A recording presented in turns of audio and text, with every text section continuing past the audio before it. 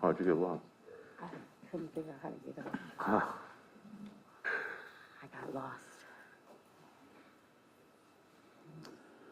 Okay, are we ready to call the matter? Yep. All right.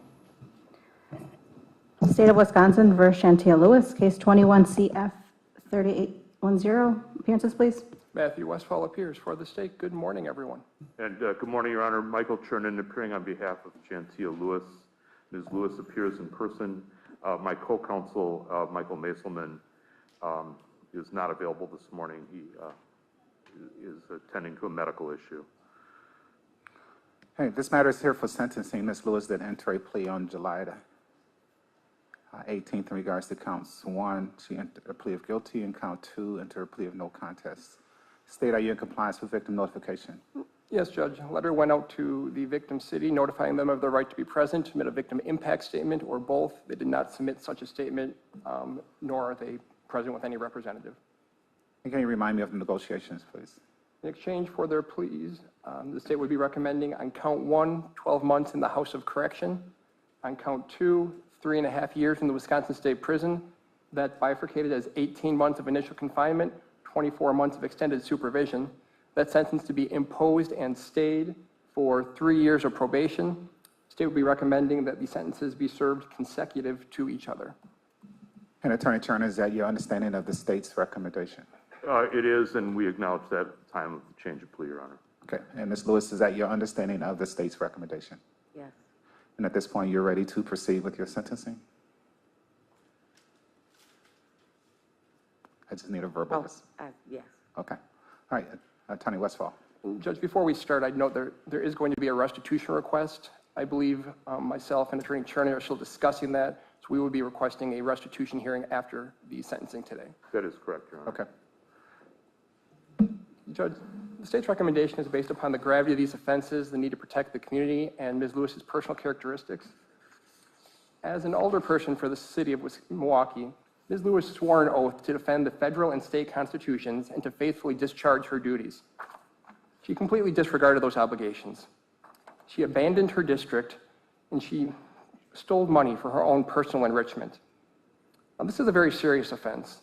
There was over $20,000 that was embezzled by Ms. Lewis.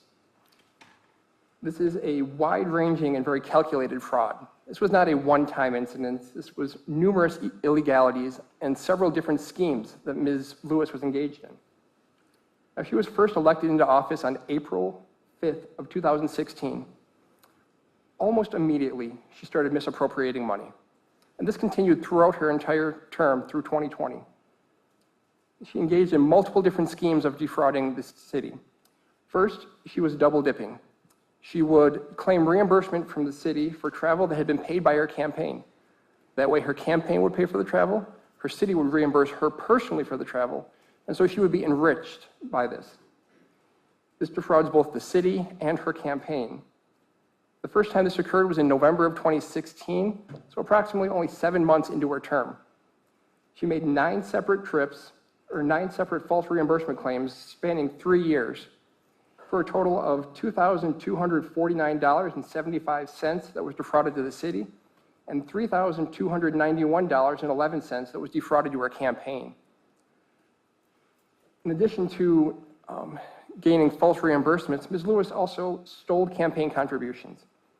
The first check that she stole was on April 18th of 2016. This was within 2 weeks of her election. So within 2 weeks of being elected to office, she was taking campaign contributions and depositing them into her personal depository accounts.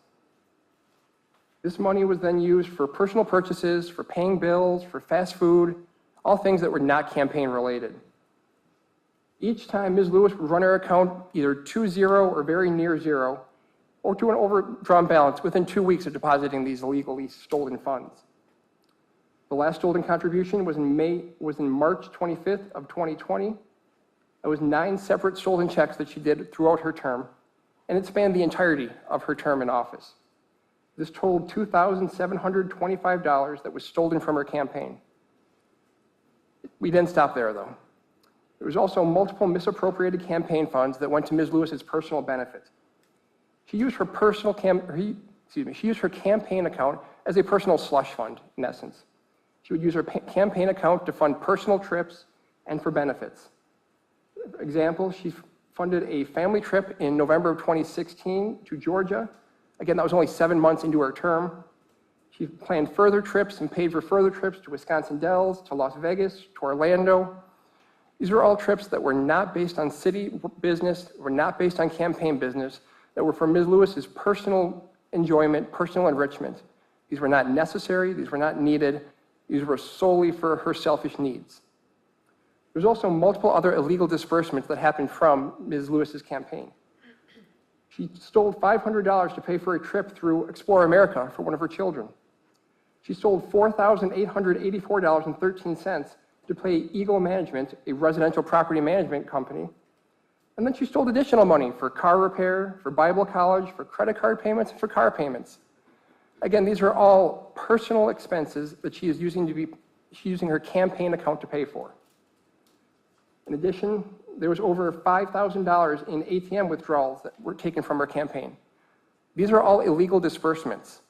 Any disbursement from a campaign account must be by a negotiable instrument, by check, by credit card payment. She was using ATMs. That is not allowed. In total, there was over $25,000 that was taken from her campaign via these campaign checks to her personal account, the use on city business, the use for personal expenses, and the ATM withdrawals. In addition, Ms. Lewis attempted to hide her embezzlement via the filing of false CFRs. This showed a consistent pattern of deceit, with the only possible purpose being to hide her misappropriation. Every single CFR, every single campaign finance report filed from January of 2017 through July of 2020 lied about the account balances and about the contributions. She would falsify the amount that was in the account, falsify the amount that was in the account at the end of the period. She would not provide accurate information about the contributions nor about the disbursements. In her July 2017 CFR, she also structured a contribution into 3 distinct contributions. She received a contribution of $1,600. As a candidate for local office, the maximum she could receive was approximately $800. As this was beyond that limit, she structured it into 3 separate transactions of about $533 each. This is the epitome of money laundering. There is no legitimate purpose to structure a transaction this way outside of avoiding the reporting limits and the campaign limits. This provides further knowledge that her behavior was illegitimate. Your Honor, this is not the confusion of a newly elected official. This was a protracted effort to defraud her campaign and the city. Now, this isn't just about stealing money. This is about violating the public trust. This is violating the trust of all her constituents, all her donors, of the city of Wisconsin, or the city of Milwaukee. This is taking advantage of the public for her own personal enrichment. Now, there is a need to protect the community, Your Honor. A public servant is just that. They are meant to serve the community, to serve the public. Ms. Lewis was in a position of trust, and she held great power in our community. She responded to that trust and to that power by defrauding her people, her constituents. This harms the city, this harms the community, this harms the general ability of people to trust in our government. There needs to be both specific and general deterrence in this matter. We must specifically deter Ms. Lewis to send the message that this is not appropriate and that misappropriation has harmed others. Then we need to provide a general deterrence message to the community that our elected officials do not get a pass, that they are in a position of power and that must use that power to support us, to protect us, not to steal from us. Now, to Ms. Lewis's credit, she has no prior criminal record. She has accepted responsibility for her actions via her guilty and no contest pleas. Despite that, she has yet to repay any of the money she stole. She has yet to file amended CFRs to reflect the true information. So she has accepted responsibility, but she hasn't taken any actions to act upon it at this point. I would note that this is an aggravated offense. She started stealing immediately upon taking office and continued lying and stealing throughout her campaign. This was purely selfish motives. There was no altruism behind sending herself to Wisconsin Dells. Now, we did receive multiple character letters attesting to Ms. Lewis's character. I did review those. I don't dispute she's probably a wonderful woman. What I do dispute is the multiple letters that referred to her honesty, her trustworthiness. By definition, this is dishonest behavior. By definition, she has violated the public trust.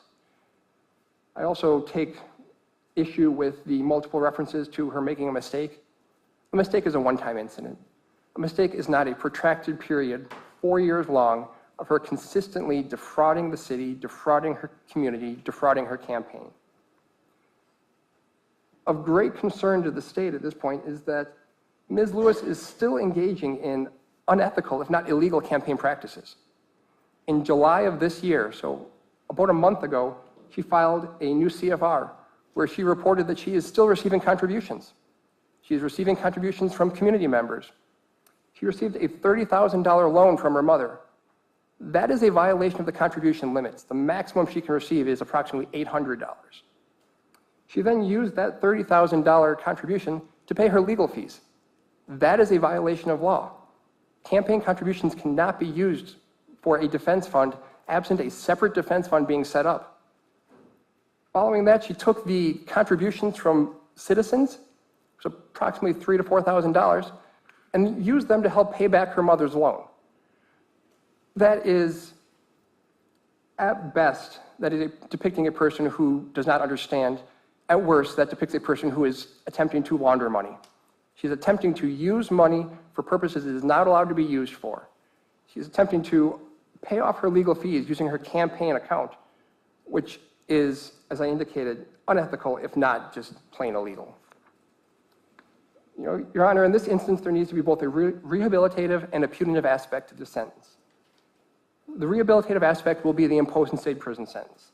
This will be the sword of Damocles hanging over her head, which will be ensuring she complies with any and all conditions the court issues for probation. But there must be that upfront condition time to not unduly depreciate the seriousness of these offenses. No house time would be sending the message that financial exploitation, financial embezzlement are not protected in the same way as other crimes. We need to send the message to our community that embezzlement will not be tolerated, and importantly, embezzlement by our public servants will not be tolerated. We need to tell our community that our public servants, where they break the social contract, will then be held accountable and there will be consequences. Now, this is more aggravated because she's a public servant. Her duty is to the public, and yet she tossed aside that duty, all for her personal enrichment. Almost immediately upon taking office, she started stealing, she started lying, and she continued that stealing and lying throughout her time in office. Your Honor, in the past approximately 20 years, there's been about 5 older people that have been convicted of crimes in the city of Milwaukee. Every single one of those older people was sentenced to in custody time. In 2019, former older person Willie Wade was convicted of bribery, wire fraud, and misrepresentations, was given 4 months in the federal prison system. In 2008, older person Michael McGee was convicted of multiple charges, including bribery, extortion, and hiding financial documents. He was given 6.5 years in the federal prison system. 2003, former older person Paul Henningston was convicted of embezzling about $25,000 in campaign funds, was given 33 months in the federal prison system. 2003, Jeff Polinsky was convicted of embezzlement of about $40,000, was given 8 months in the federal prison system. 2002, former older person Rosa Cameron was convicted of misappropriating about $28,900 in federal grants, served 8 months in the federal prison system. This is a consistent pattern. Every older person has been held accountable. Ms. Lewis is more aggravated in those situations. She stole a significant amount of money. She ran multiple fraudulent schemes. She falsified numerous documents, and she did all this for a 4-year period, almost the entirety of her time in office. There needs to be more accountability. We need to tell our community that our public servants cannot defraud us, cannot steal from us, and only face the repercussions solely of probation. There needs to be that house time up front, the 12 months, to send that message to Ms. Lewis and our community. Now, in essence, a straight probation sentence would be telling Ms. Lewis that she could pay her way out of crime, that she could pay restitution, and then not be held accountable outside of that. She would have received the stolen money, spent the stolen money, paid it back to her campaign, and then used that campaign money to pay her mother, who paid her legal fees. This is circular logic. This is essentially her paying her mother to pay her legal fees and alleging that's restitution. That's not sufficient. There needs to be that punitive aspect of the sentence. A sentence without house time would essentially be sending a message to our community that it is open season for politicians to embezzle. Anything less would be telling our community that our laws have failed them and that there is no recourse for our community. Your Honor, we hold our public servants to a higher standard. They set an example for the people. They sacrifice their personal desires for the good of the people. Ms. Lewis did not and would not do this. The legitimacy of our public institutions is crucial for building a peaceful and inclusive society. Public trust in our elected officials is integral for progress in our society. Ms. Lewis destroyed that trust, and she put the social contract with the people at peril. For those reasons, the state believes that an imposed and stated prison sentence with 12 months in the House on count 1 is the appropriate sentence. Thank you. Thank you. Attorney Turner. Well, Judge, I'd like to draw a great distinction between Ms. Lewis's conduct and that of the other alderpersons that Mr. Westfall referred to in his sentencing argument, and that is this. In all those other cases, there was bribery involved, and I have some working knowledge of those because in several of those I represented witnesses. Several of those cases I represented witnesses. So what I know of those cases is that there was, like for example, former Alderman Wade. In former Alderman Wade's case, there was an instance where he solicited a bribe from a strip club owner, and he claimed that he was going to use that money to bribe other alderpersons, and that's what happened in that case. But in fact, it was not true that he was going to bribe other alderpeople, and so that's why he was convicted. With respect to Alderman Henningsen, that had to do with soliciting monies from for zoning changes, so that was a different situation. I can go back to even an earlier case in the early 80s, which was Alderman Richard Spalding, where I actually was second chairing the trial on that matter. And in Alderman Spalding's case, it was again the solicitation of bribes to make modifications to the community. In other words, people were seeking either licenses or zoning applications for special use permits. And with respect to Alderwoman Cameron, in that instance, she took monies directly out of federal grant money and used that for personal purposes. And how Ms. Lewis is distinguished is this, Your Honor. There is the reference to the most recent campaign finance report where Ms. Lewis took loans from her mother, solicited monies from constituents, and she filed this as a public document. If this doesn't show an absence of guile on her part, what it does demonstrate is that she actually had very little clue as to the appropriate way to conduct a campaign fund. And for her to now file this other document making these representations that she does in here shows that there's an absence of knowledge on her part, but that absence of knowledge does not mitigate the fact that it is criminal conduct that she engaged in with respect to her other campaign finance amounts.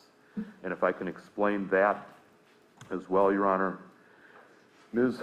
Lewis takes the position that she had put monies into her own campaign account. The numbers that she shows, or that she claims, is $28,000 and some $28,114.59 over the period of time of 2016 to 2020 that she put into the campaign herself and lent the money.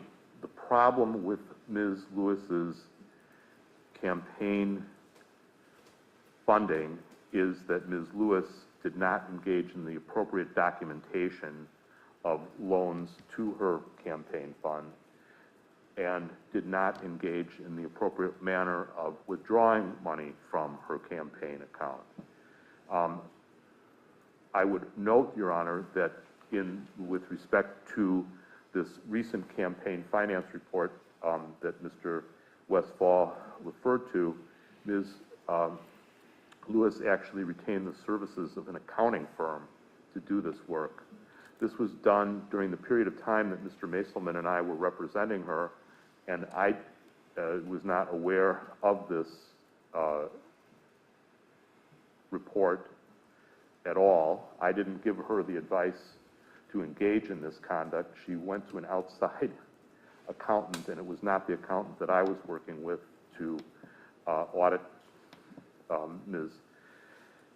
Lewis's campaign finance reports and these loans and withdrawals of money.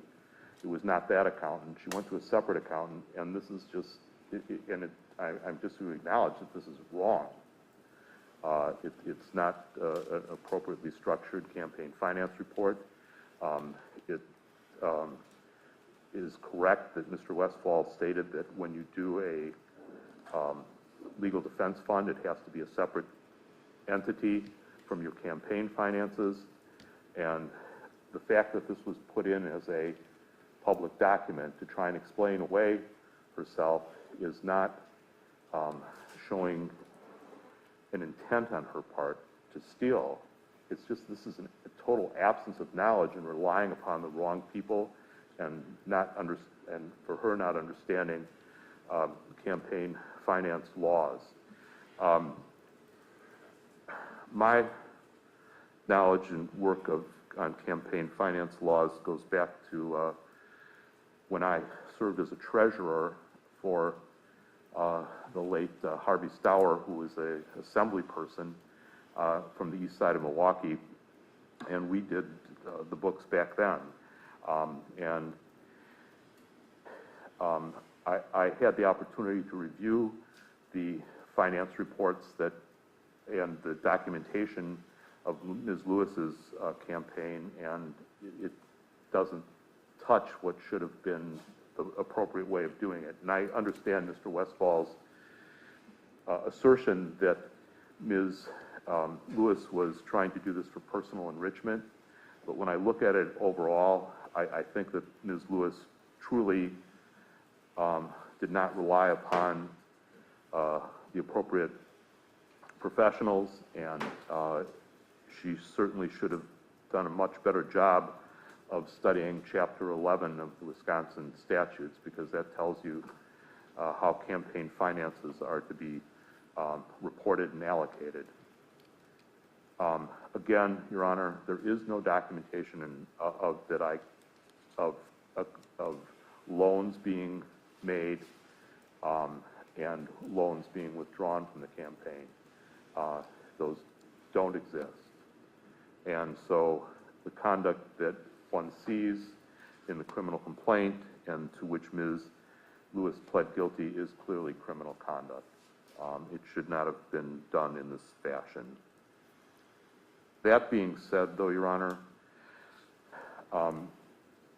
the people who know Ms. Lewis and the people who respect and honor her are numerous.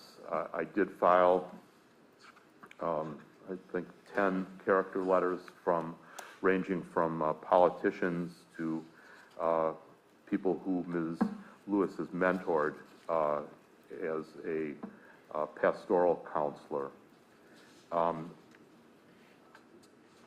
And I would note, Your Honor, that If one looks at the efforts that Ms. Lewis made on behalf of the 9th Aldermanic District, there were certainly vast improvements in that district that were directly based upon the difficult and hard work that Ms. Lewis put into improving that district.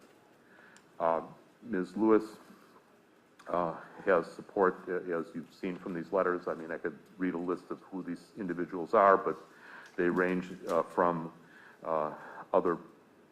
from members of the State Assembly and formerly the county exec, to a member of Congress.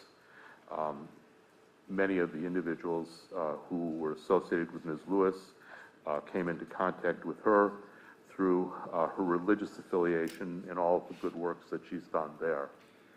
I think that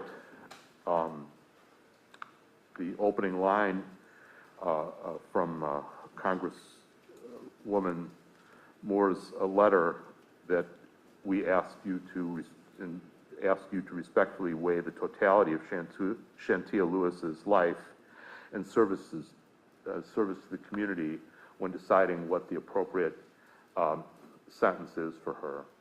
And so, therefore, I'd like to tell you a little bit more about Ms. Lewis herself. Ms. Lewis was born in Milwaukee, was educated in the public schools of Milwaukee. She then enlisted in the Air Force shortly after the tragedy of September 11th, 2001. She engaged in service for several years. She was honorably discharged. She returned home in 2003 to engage in her studies. She ultimately graduated from Alverno College with a degree in community leadership. She's been married to her husband Anthony for 25 years, I believe it is now. 17, I'm sorry, 17 years. Bad math on my part. They have 3 children, ages 16, 15, and 12.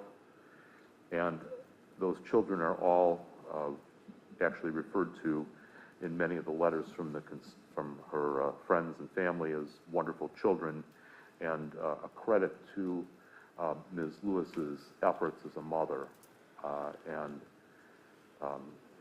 And Ms. Lewis then, after her education, went on to engage in a nonprofit organization to assist women transitioning out of low-income programs and going into the workforce and becoming self-sustaining. She continued her work, her good works, when she was elected in 2016 to the Common Council. She engaged in a litany of efforts to improve the community, and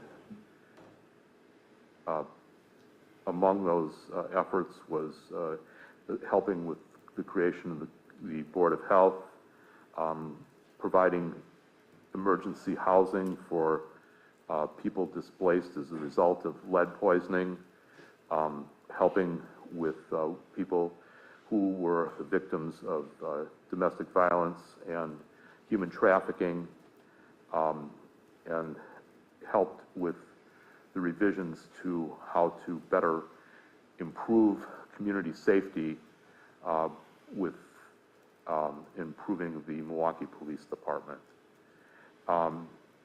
Your Honor, when we talk about punishment, when I look back at all these efforts that Ms. Lewis has made into providing good services to the community on every level, from her nuclear family to her friends to her colleagues in the on the Common Council, to her overall efforts on the part of Milwaukee as a whole, to Wisconsin as a whole. You look at a person who's made significant contributions, but then we look at what occurred with respect to her campaign financing reporting and the movements of monies. And I want Ms. Lewis to understand that that does not in any way depreciate your good works. And I think that Ms. Lewis has really obtained a penalty in this case already. By her becoming a felon, by her losing her ability to serve, that's great punishment for her. And I think that when some people are labeled a felon, you know, it's like water going off of a duck's back. It just doesn't have any impact. But here it has a very significant impact. Ms. Lewis has had many sleepless nights, because I know that, because I get texts and emails from her sometime in the middle of the night. And hopefully she can find some peace. And I think the way she is going to find some peace is by continuing to contribute in some meaningful manner. I think she wants to invest herself in helping the community further. I think that Ms. Lewis doesn't really need to go to jail as a form of punishment. I think she has had significant punishment in the form of the humiliation that she suffered as a result of this act, of her acts. And again, Your Honor, the distinction that I really would draw between what Ms. Lewis did versus what other alderpersons that Mr. Westfall referred to is that in those instances, it was clearly a matter of knowing corruption, of people engaging in conduct which was undermining the government and public service, as where in Ms. Lewis's case, it was not a matter of corruption for corruption's sake, like taking a bribe to give a bar license, but rather, Your Honor, this was seriously a significant amount of just absence of attention to detail and to an understanding of what she needed to do in order to take money back from her campaign account. Your Honor, I would ask that you not impose any jail time. I think that it's not necessary to punish Ms. Lewis. I don't think that it would serve any purpose. I think that the punishment of being debarred from political office and the felony and the will also serve to have a general deterrence to other elected officials who will have to seriously look at the manner in which they're conducting their financial efforts in their campaigns. And I know that Ms. Lewis would like to allocute as well and apologize for her conduct. Okay. I would just note, I know the fourth element of the misconduct in public office charge does note, and I think we went over this during her plea, that she knew that her conduct was in excess of her lawful authority. So she still accepts that responsibility. There's no question about that, Your Honor. And is that correct as well, Ms. Lewis? Yes, Your Honor. What else would you like to say? You got to talk nice and loud into the mic. First, I would like to apologize for my tardiness. I got turned around, and so, I don't know, just absent thinking, I guess. But I would absolutely say that this has been, I thought running for office was traumatizing. This has been the single most traumatizing event in my entire life. I have absolutely tried to live my life in a manner where I would not get in trouble because I was too afraid to get in trouble. And I wanted to be example to my children and people who looked up to me. So it is absolutely heartbreaking to know that I have disappointed my residents, that I served and loved so dearly, my colleagues, my children, my family, church family, extended family, the community who it has been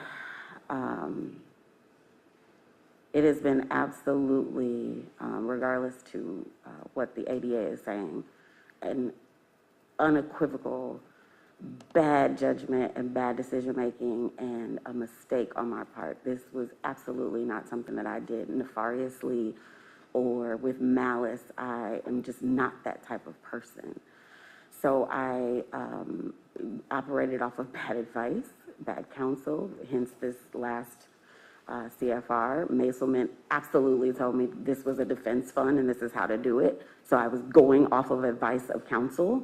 So this was not me trying to do something that I was trying to scam the system or do anything. I was literally trying to do what I was supposed to do. Without knowing how to do that, I asked for advice. And so this is the consequence yet again that I was given bad advice. And I absolutely, I own responsibility for the bad decision making and the bad process, but this was a reimbursement process. I literally just did not try to take money from people. That's just not who I am and what I do. This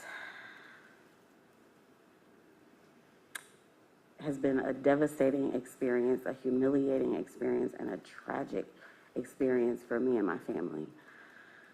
And so I am truly, truly saddened and deeply remorseful that it has gotten to this point that I'm even sitting here instead of serving the people, which is something that I love to do. And so I am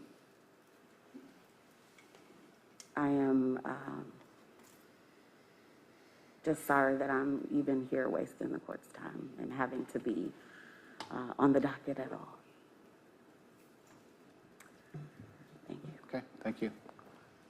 And I do accept your apology on behalf of Milwaukee County. When the court sentences, there are 4 objectives that I have. So the first objective is for rehabilitation of the defendant. Part of that goal is just to make sure you don't have to come back in front of me or any other court throughout this state in regards to making sure you get all the services and advice, hopefully, that you may get so that you don't come back in front of the courts. Second objective is for punishment of the defendant. There definitely has to be accountability in regards to what happened in your actions. The third objective is for protection of the community. And we'll talk more about that, but I think from the state standpoint, that's they talk about all that the victim, the city of Milwaukee, and the citizens went through in regards to the decisions that you made. And then the last objective is for deterrence of others. So as I sentence, part of the goal definitely is to send a message to other people. So in regards to your case specifically, there are 3 factors I must consider. The first factor is the gravity of the offense. And the complaint provides a very detailed account of what happened in regards to this period of time between April of 2016 and July of 2020. That's in regards to count 1. And in regards to count 5, it was between November 2016 and February 2020. And I don't think there's need in going to the details of it in regards to the gravity of the offense. We went through it at the plea, and the state provided a recitation in regards to what happened. Clearly, the time frame of itself makes it very aggravating in regards to what happened. The complaint notes that the state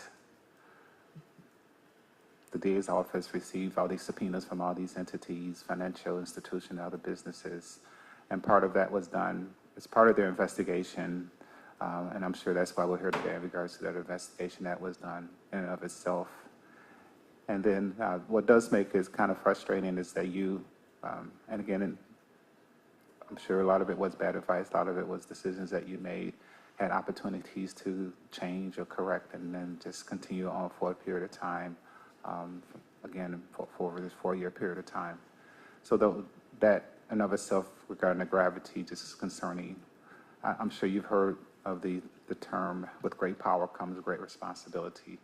And, since I've been in this position, it's extremely disappointing to see people in power, whether it's politicians, principals, other lawyers, individuals that people hold up, and maybe it's unfair at times, but we do hold up individuals in public office to a higher level than others, and therefore we are held accountable, and we're more is expected from us in regards to decisions that we make and the things that we have to do.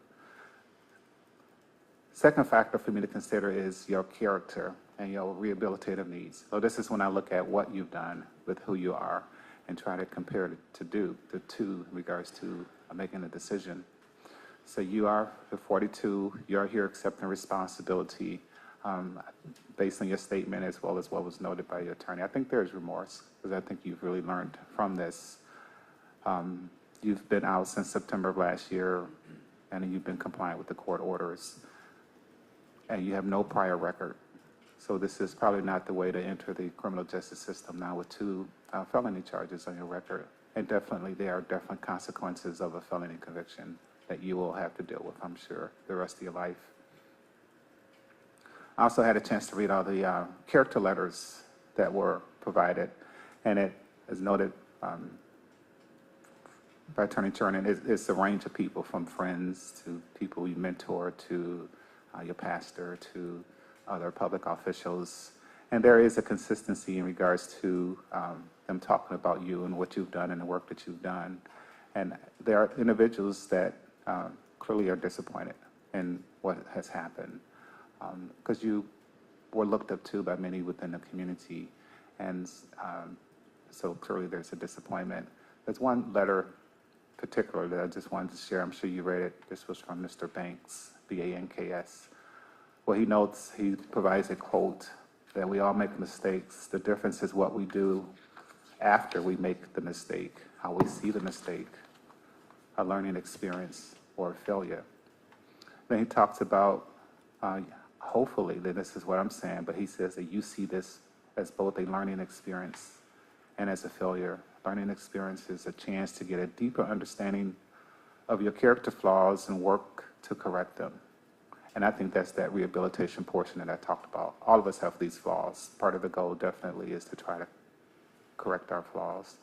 But he says the failure was disappointing the people of District 9, the city of Milwaukee, as a leader, political figure, and personally.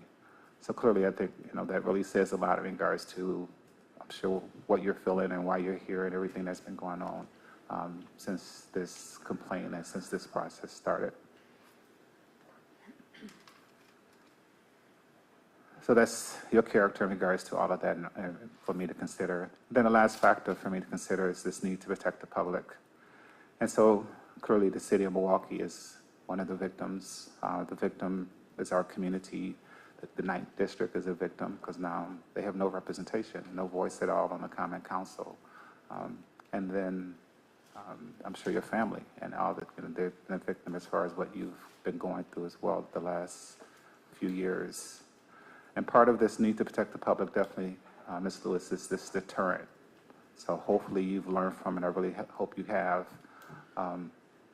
And clearly there are certain consequences in regards to all the decisions that we make. And those consequences affect others around us as well as what we have to go through ourselves. And I agree with your attorney, clearly there are going to be a lot of collateral consequences of your decision. You are a convicted felon. You lost your job, a job that you appear to have loved. There's an embarrassment of this I mean, the whole city, state is watching now as far as what happened, and everyone knows as far as what Ms. Lewis did.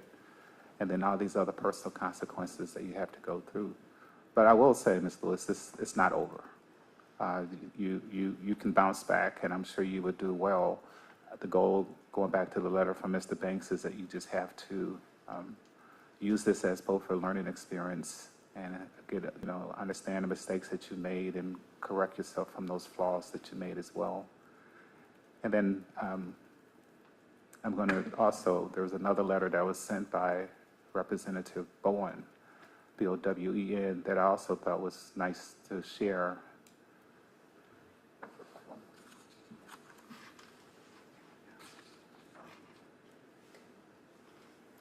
He notes that